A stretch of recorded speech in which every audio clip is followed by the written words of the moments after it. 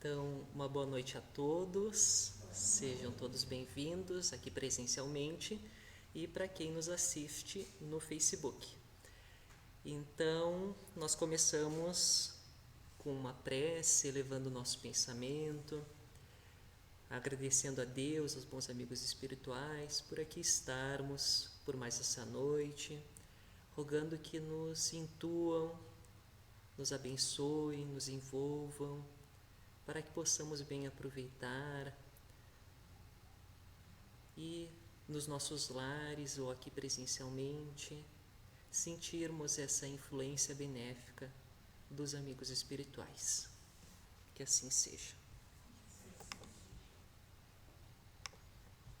Então, o nosso tema de hoje, ele tem o título de escutatória.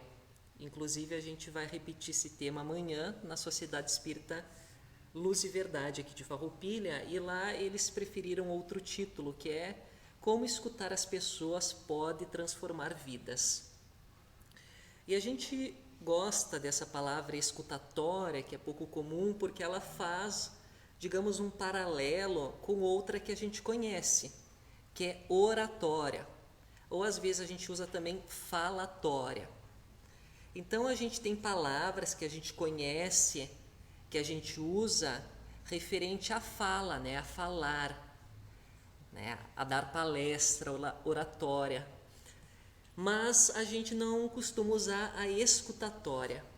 A gente tem cursos para falar, mas será que existe algum curso para ouvir?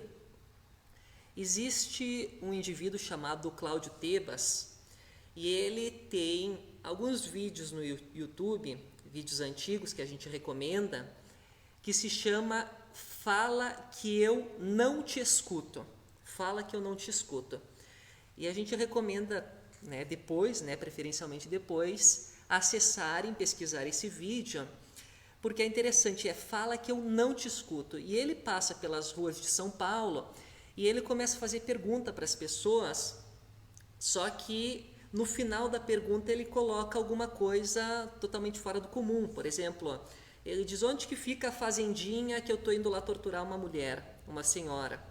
Ou ele faz a pergunta e no final ele diz algo: vou fazer um assalto, tenho que fugir, várias e várias coisas. E é interessante que as pessoas não escutam essa parte, elas pegam a primeira informação e dão a instrução. Normalmente ele está pedindo uma instrução, né? Qual que eu... Me diz sinceramente, ele está no shopping, né? Magazine Luiza ou outra loja lá, qual que é melhor para assaltar? E a pessoa não pega a última informação. Eu te recomendo, que é bem engraçado ver as situações pelas quais ele passa, como as pessoas não escutam. E esse Cláudio Tebas, ele também trabalha como palhaço. E ele faz oficinas, né, que hoje existem palhaços profissionais, ou palhaços que ajudam em hospitais, etc. E numa dessas oficinas ele faz uma pergunta. Ele pergunta o seguinte, talvez pareça bobo aqui essa pergunta, mas nos chamou muita atenção. Por que que o sapato do palhaço é grande? Ele é palhaço. A gente vai deixar essa pergunta e depois a gente responde. Mas por que que escutar é tão importante? Por que que é tão importante hoje em dia escutar o outro? Talvez a gente poderia falar de escutar a si mesmo também, né? Que a gente também não se escuta. E mais do que isso, como pode existir, né, pessoas, milhares, talvez milhões de pessoas que têm como ganha-pão escutar os outros, que é o caso especialmente dos psicanalistas, que o ganha-pão deles é escutar, ouvir de modo implicado o outro. E se a gente pensa nas nossas famílias, nas nossas relações conjugais, com os filhos, com os pais, com os amigos, mas talvez a mais fácil de se falar é na relação conjugal, marido e mulher. Será que a gente se escuta dentro de casa? Quando a gente vê sobre os problemas, né, entre os casais, Um dos principais, se não o maior, é a questão do diálogo, de não se entenderem. Existe um autor que trabalha em inteligência emocional, ele fala disso. Esqueci o nome dele agora, ele é famoso, ele tem o livro Inteligência Emocional. Não, outro. E ele traz disso sobre essa dificuldade que a esposa, muitas vezes, ela fala dos seus sentimentos, das suas questões, e o marido não consegue ouvir. Né? Não consegue ouvir implicadamente aquilo que ela tem para dizer, e vice-versa. Então a gente vive, Daniel Goleman, lembrei, surgiu agora, Daniel Goleman, que tem o livro Inteligência Emocional. Então a gente vive essa dificuldade de estabelecer diálogo, de se escutar, de se ouvir, né? E de nos escutar também. E aí surge então, quando a escuta começa a se tornar tão importante, o profissional da psicanálise que vai cobrar para escutar os outros. Claro que tem toda a questão técnica por trás disso, né? A gente não vai entrar nesses detalhes, mas é interessante. Ele ganha porque tem pessoas, talvez todos nós, todo mundo, que precisa ser escutado, né? E precisa se escutar. Então, essa questão do diálogo, né?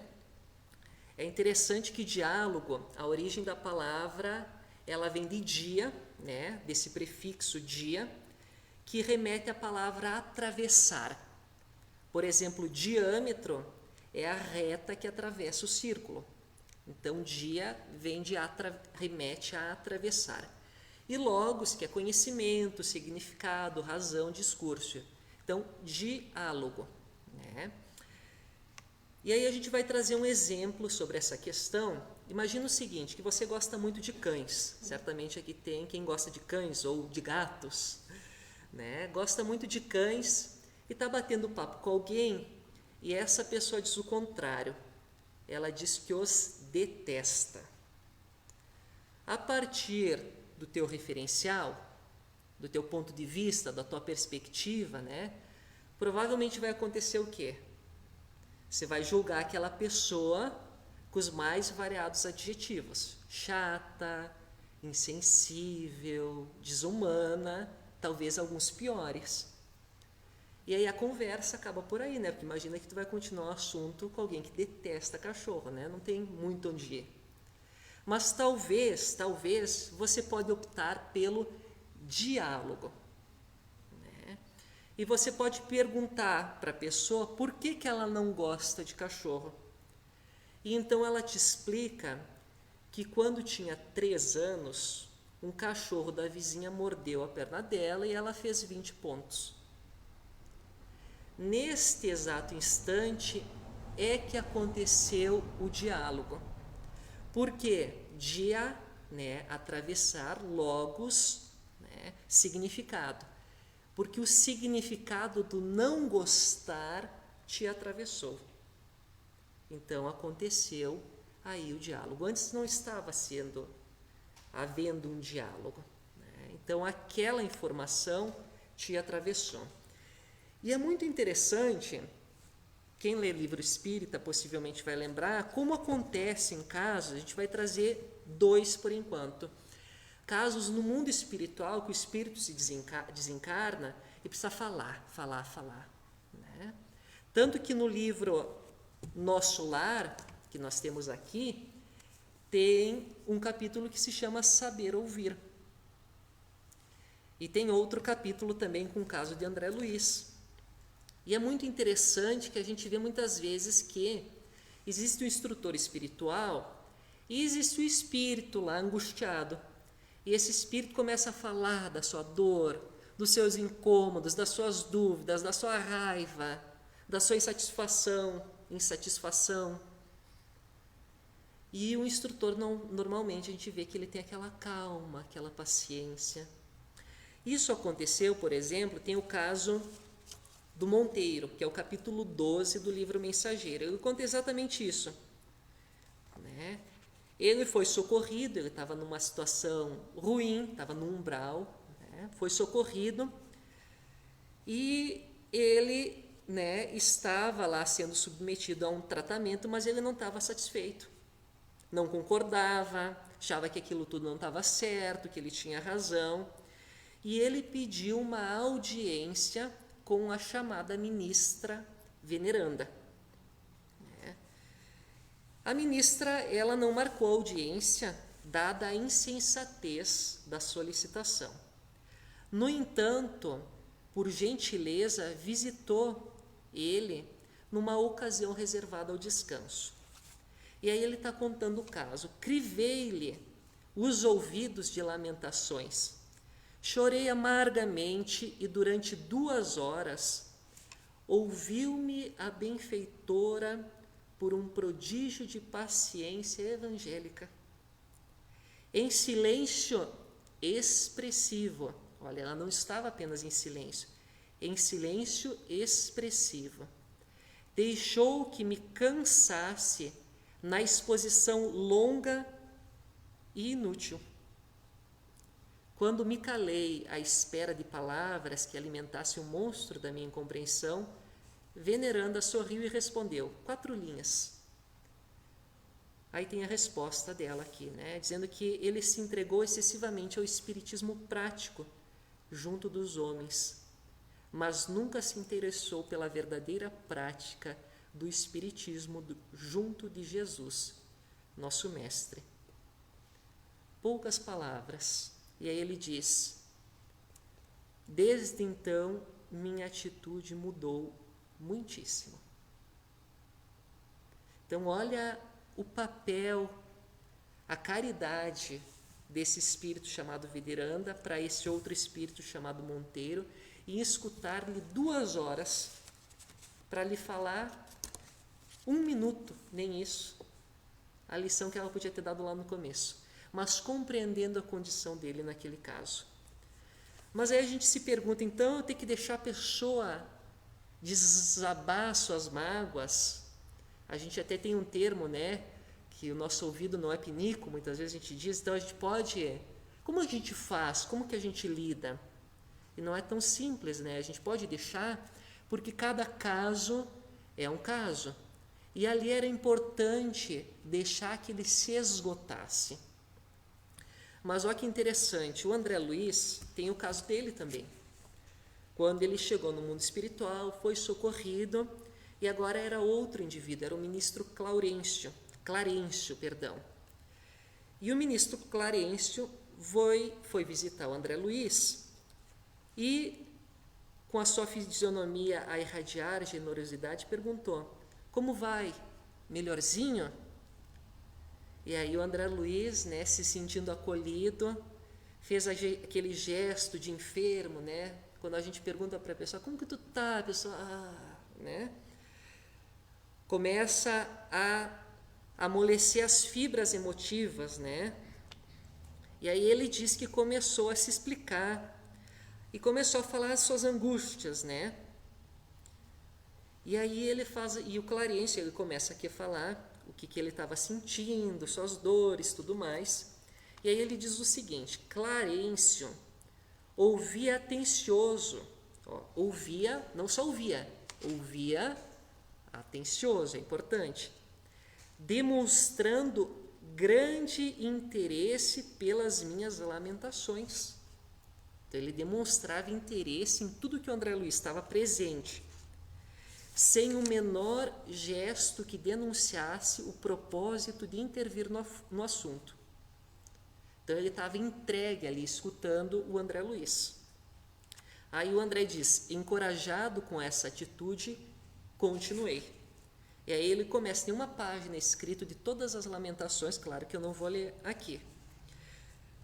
Mas daí ele conta que, chegado a uma certa altura, o vendaval da queixa me conduzia ao barco mental, ao oceano largo das lágrimas. Ele estava se perdendo, né?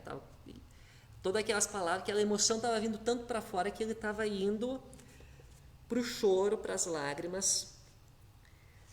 Contudo, Clarencio levantou-se sereno e falou sem afetação. Meu amigo, deseja você de fato a cura espiritual? Então, nesse caso, vejam só, o Clarencio interrompeu. num momento específico. O André Luiz ele tem uma característica intelectual, né? Como o aspecto mais consciente dele do que o emocional. Quando ele estava, o trem, né, desse palavreado todo estava descarrilhando para o emocional, o Clarencio se levanta e questiona, ou seja, ele interrompe naquele momento. E aí o André Luiz faz um gesto afirmativo, sim. E aí o Clarencio começa a dar toda uma lição, né, que vai ocupar mais uma página, maior do que no caso da Veneranda. Então mudou. Falando para o intelecto do André Luiz.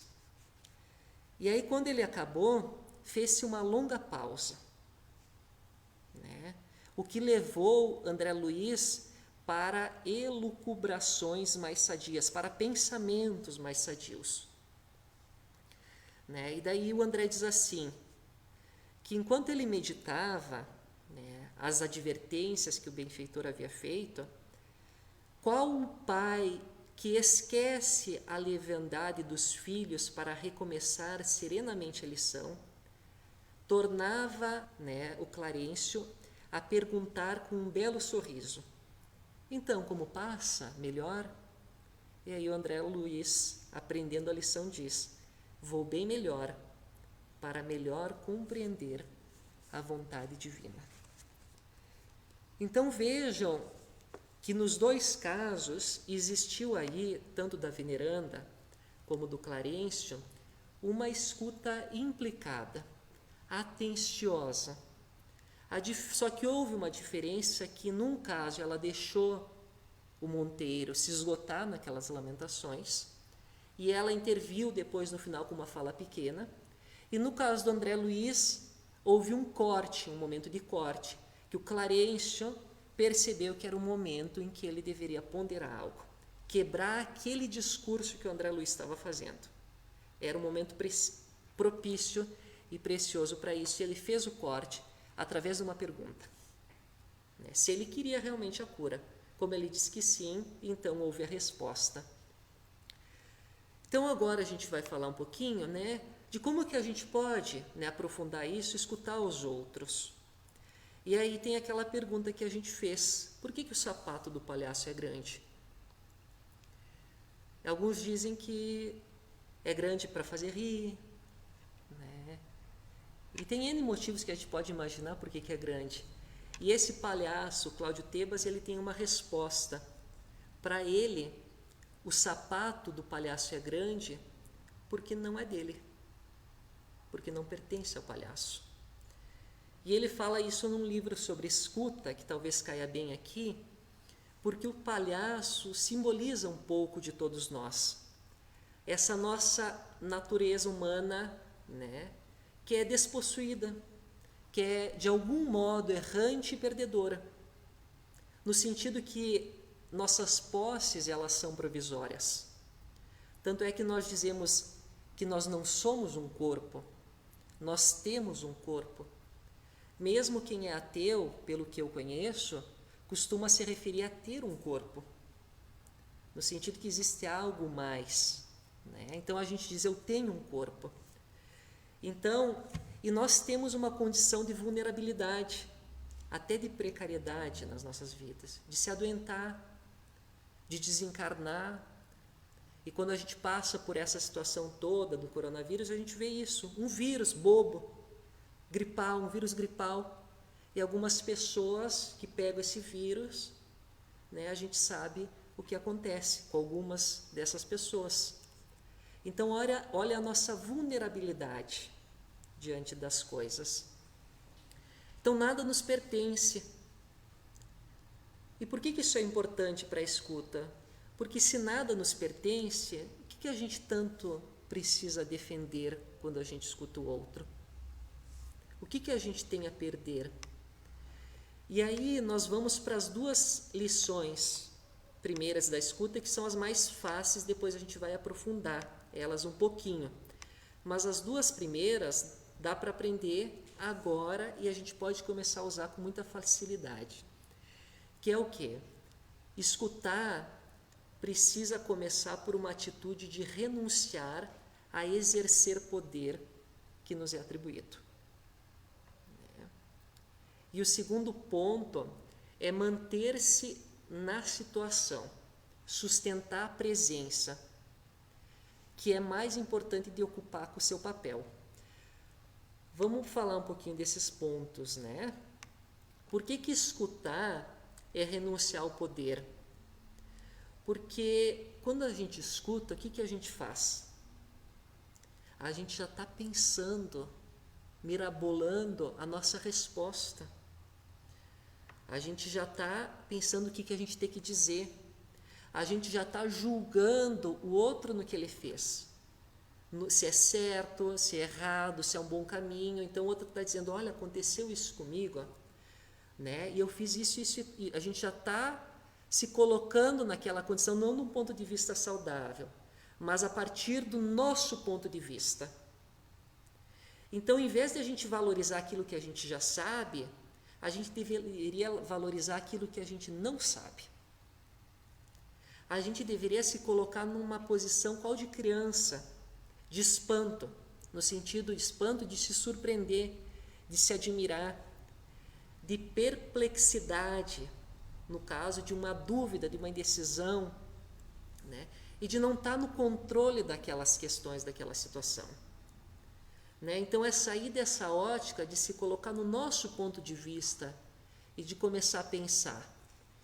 E paralelo a isso, que é muito importante, é sustentar a presença, né? De se entregar. Uma coisa está ligada à outra. Então eu vou estar presente, né? Se a pessoa está assim, né, é já um sinal, ou para trás, pode ser um sinal, não que seja exatamente, de não estar ali. Quando a gente atende uma pessoa no atendimento fraterno, por exemplo, a gente se posiciona um pouco de forma inclinada para a pessoa. A gente está ali, a gente olha nos olhos, a gente acompanha, né? A gente está entregue àquele momento, né, de escuta. Esse é o papel. E a pessoa percebe. Porque a gente sabe quando o outro não está nos escutando. Em casa isso acontece direto, né? Até porque ninguém é perfeito. Em casa, né, o nosso cônjuge fala alguma coisa, a gente responde, aham, isso aí, sim, sim, sim. Então a gente usa aquele monossílabo, né? E o outro percebe que não foi escutado, que só deu uma resposta, né, para seguir a vida ali, o que cada um está fazendo. Então a gente sabe quando a pessoa não está presente. E isso é muito interessante. Só o fato de a gente se entregar àquele momento e escutar pode ser uma grande coisa para a pessoa. De mostrar que a gente está lá com ela e que ela está sendo escutada. O mais difícil talvez é a gente tentar, né, sair do nosso pedestal, do nosso púlpito, de querer saber todas as coisas, né? Porque a gente fica muito naquela situação de que a gente tem que dar uma resposta, né? Que a gente tem que falar alguma coisa, que a gente tem que mostrar o nosso ponto de vista. E na verdade a gente precisa descer desse degrau e escutar e deixar a coisa acontecer, né? Porque o que acontece? Como a gente, né, se perde nos nossos pensamentos, a gente acaba às vezes falando demais, ou às vezes emudecendo, porque também não quer dizer que a gente deva emudecer, porque a gente viu nos dois casos que tanto a ministra veneranda quanto o Clarencio deram uma resposta. E a escuta implica, sim, em a gente dar um retorno, né? Mas esse retorno não depende da expectativa que o outro tem de nós. Então, isso também, a gente não precisa dar um retorno de acordo com a expectativa, né? Então, essa é a parte, digamos, um pouco mais fácil. A gente tem que começar, então a ideia é essa. A gente pode tentar isso em todos os lugares. E a gente vai ver como isso vai contribuir nas nossas relações e como pode mudar o mundo, né, se todo mundo fizesse. Manter-se na situação e tentar aos pouquinhos, né, deixar de exercer poder. Né? Agora, antes de ir para o encerramento, a gente vai aprofundar um pouquinho, né, com algumas ideias mais difíceis, mas que a gente pode exercitar. Existe um livro que fala sobre escuta, ele vai falar dos 4 Hs, a letra H, que é o primeiro hospedagem, hospital, hospício e hospedeiro, que a gente pode passar por cada um desses. A gente vai falar bem rapidinho. E tem relação com essas ideias que a gente trouxe antes. Então, o primeiro passo da escuta, né, se a escuta fosse um contrato, a cláusula primeira é o acolhimento, que é um pouco do que a gente falou. É acolher a pessoa, é se entregar a ela de algum modo. É escutar o que ela realmente diz, não o que nós queremos ou gostaríamos de ouvir. Então, acolher, que é a hospedagem, né, que a acolhida das pessoas que chegam na hospedagem. O segundo passo é o hospital. Escutar é abrir-se a essa experiência, acolhendo a vulnerabilidade da pessoa. Porque ela está mostrando algo de si, ela está se desnudando muitas vezes para nós. E é interessante essa analogia com o hospital, porque o hospital a gente vai quando a gente está vulnerável. No hospital, muitas vezes a gente vai ficar nu, pelado. Às vezes vai ter um grupo de pessoas, uma sala cirúrgica em algum lugar, enfermeiros, médicos, a gente vai estar lá completamente nu. Às vezes desacordado. Às vezes alguém vai ter que nos limpar. Então, olha a condição de vulnerabilidade, alguém que passa por uma UTI, tu está lá entregue às mãos de outra pessoa. E o que a gente espera dessa pessoa? Que ela nos trate como ela trataria um filho, com carinho, né? Então, escutar o outro é um pouco disso, desse hospital em que a gente acolhe, né, o primeiro passo, mas acolhe aquela vulnerabilidade, como um enfermeiro. Né? Porque a pessoa, simbolicamente falando, ela está se desnudando, né, para nós. E às vezes mostrando até o que ela tem de sujo. Como que a gente cuida disso? Aí começa a dificultar um pouquinho. A gente vai para o hospício, né?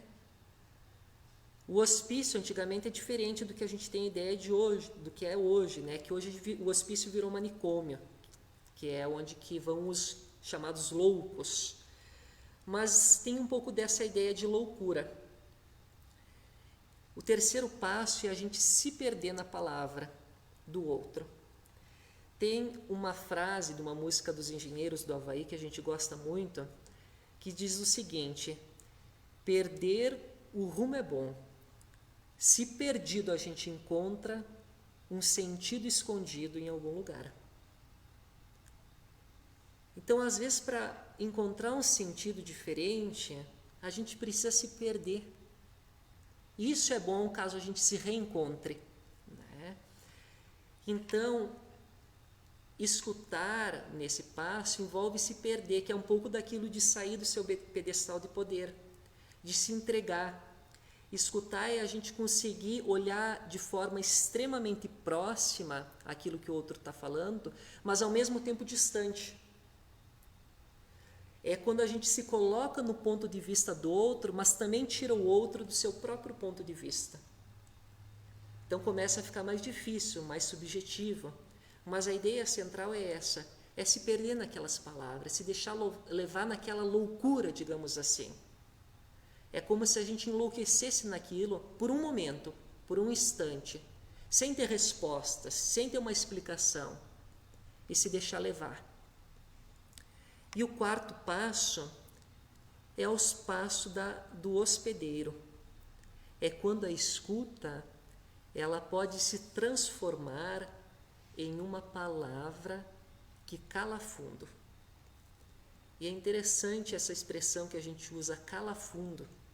E olha, a gente usa calar fundo, calar. Por que a expressão não é falar fundo, e sim calar fundo? Né?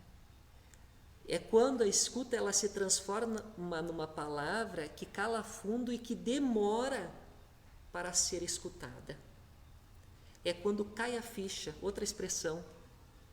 O que é cai a ficha? Cai a ficha vem do tempo do orelhão, que a gente colocava a ficha, ligava. Quando a pessoa atendia, a ficha caía. No recipiente lá, caía a ficha e a gente escutava um barulho. Simbolicamente, o que isso significa? Que a outra pessoa estava nos escutando. Então, é quando há realmente a escuta, quando cai a ficha. Então, esse momento é um momento de desfecho, né? Porque, veja, a gente primeiro acolhe, aí a gente cuida, aí a gente se perde para se reencontrar, e aí é o desfecho, que é o final. Que é quando a gente vai dar, como ouvinte, né? Quando a gente vai dar o retorno. E nós podemos nos colocar na posição daquele que fala e que alguém nos escutou, e muitas vezes a gente passou por situações em que a pessoa nos fala uma palavra, e aquela palavra ela permanece de algum modo, e a gente fica pensando, ou uma frase, ou às vezes não precisa nem ser falado, pode ser um gesto, um carinho, um olhar, um jeito, e aquilo fica marcado na gente. É porque aquela pessoa nos escutou e ela conseguiu hospedar aquilo que a gente falou e ela conseguiu nos devolver. Dá para entender? E aquilo calou fundo na gente. A gente lembra do livro Paulo e Estevão, daquele momento memorável que a gente não vai ter tempo de esboçar aqui, quando Paulo se encontra com o espírito que aparece para ele de Abigail e o espírito de Estevão. E no momento final, quando eles estavam querendo ir embora, o Paulo ele quer manter mais um pouco aquela presença amorosa. E ele tem dúvidas, ele tem perguntas, ele começa aquela pergunta longa que ele faz. Como que eu posso? E ele faz 4 perguntas, cada pergunta é um parágrafo. E Abigail responde cada uma delas com uma resposta. Ama, espera, trabalha, perdoa. E o Paulo nunca mais se esqueceu, né? Calou fundo aquelas respostas. E para a gente acabar, a gente não pode acabar sem lembrar de Jesus, como se encontra no livro Boa Nova, né? Quando Jesus estava lá na última ceia, e ele dividiu o pão, como a gente conhece, né, que as missas costumam reproduzir essa cena, quando ele ofereceu o vinho, né, aos seus discípulos, dando as lições simbólicas daquele momento. E os discípulos questionavam aquela situação, e aí Jesus disse: imenso é o trabalho de redenção, mesmo porque tem outras ovelhas que não são deste aprisco, mas o reino nos espera com sua eternidade luminosa. Então, trazendo essa confiança, né, para os apóstolos, esse futuro que poderia ser alcançado. Só que os apóstolos não entenderam, né? Não entenderam essa ideia de reino e começaram a discutir quem deles seria o maior no reino. Aquela discussão que a gente conhece dos apóstolos. Eles começavam a se imaginar entrando de forma triunfal em Jerusalém, se mostrando para os doutores da lei. E a discussão ia acalorada. E Jesus, né, via essa discussão acirrada, como diz aqui o nosso amigo Humberto de Campos, né? as palavras maior de todos soavam insistentemente a seus ouvidos. O colégio apostólico não entendia, não compreendia. E Jesus permanecia lá observando eles. Sentindo-lhes a incompreensão, o mestre pareceu contemplá-los com entristecida piedade. Aí a gente pode imaginar como seria nós, se nós fôssemos Jesus num instante. A gente ia lá e dar um sacudão, né? A gente ia dizer, quer que eu te desenhe? Vem cá que vou te explicar palavra por palavra e depois vamos desenhar. Tinha usado a ironia, né? E Jesus observava, escutava. Só que vejam só o desfecho. Num instante, os apóstolos observaram que ele se erguia. Com o espanto de todos, Jesus despiu a túnica singela, provavelmente mostrando o tórax e o ventre nu. Pegou uma toalha simples e envolveu ela em torno dos rins, à moda dos escravos mais íntimos a serviço dos seus senhores. E como se fossem dispensáveis as palavras naquela hora decisiva de exemplificação, tomou de um vaso de água perfumada e, ajoelhando-se, começou a lavar os pés dos discípulos. Ante o protesto geral, em face daquele ato de suprema humildade, daquilo que a gente sabe que é o maior espírito que encarnou, o governador espiritual da terra, se colocando lá, lavando os pés. E o convite que a gente faz, imaginemos Jesus lavando os pés. Aqueles pés rudes, as pessoas caminhavam de pé descalço, sandália, empoeirado. Imaginemos as unhas dos apóstolos, né? Aquela sola rústica do pé. Ele pegando o pezinho de Simão Pedro, de João, de Mateus, lavando. Como o mais, o escravo mais singelo. Os apóstolos protestaram. E em face desse protesto geral, de um ato de suprema humildade, Jesus então repetiu o seu imorredouro ensinamento. Vós me chamais mestre e Senhor, e dizeis bem, porque eu o sou. Se eu, Senhor e Mestre, vos lavo os pés, deveis igualmente lavar os pés uns dos outros no caminho da vida, porque no reino do bem e da verdade, o maior será sempre aquele que se fez sinceramente o menor de todos. Então a gente encerra com essa lição de Jesus, com o nosso agradecimento também por essa noite, por esse momento. Possamos nos esforçar e aprender a escutar melhor o outro, esse outro que é nosso irmão, esse outro que padece de suas dores, de suas angústias, de suas incertezas, até de suas fragilidades, como nós também, que precisa do nosso amor, como nós também necessitamos ainda tanto sermos amados e compreendidos. Então, que possamos, com a inspiração de Deus, dos amigos espirituais, nos fortalecer, nos reanimar, carregar esse bom ânimo nas nossas lides diárias, nas nossas práticas, nas nossas relações com o próximo. Que Deus nos abençoe, que assim seja.